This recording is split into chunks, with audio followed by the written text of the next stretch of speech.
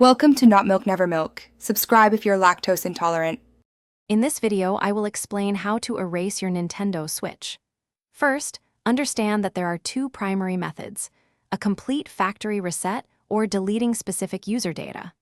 Before you begin, it's crucial to back up any game save data you wish to keep, especially if you have a Nintendo Switch Online membership, which allows cloud saves. This ensures your progress isn't lost permanently. To perform a full factory reset, begin by selecting System Settings from your home menu. Scroll down the left-hand menu until you find System, then choose Formatting Options on the right. Here, you will select Initialize Console. This action will completely wipe all data from your Switch, including all user profiles, game save data, and downloaded software, returning it to its original, out-of-the-box state. It's a thorough process.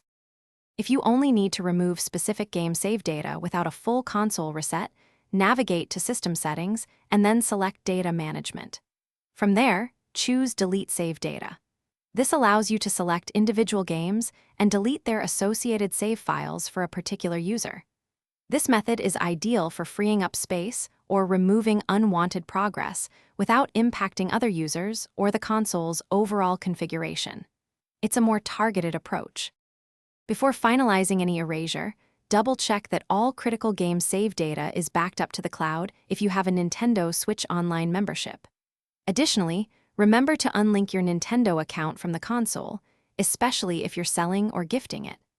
A thorough physical cleaning of the console and its accessories is also a good practice. Always be certain of your choice, as a factory reset permanently removes all local data, making recovery impossible. Thanks for watching. If this was helpful, leave a like and consider subscribing. See you next time.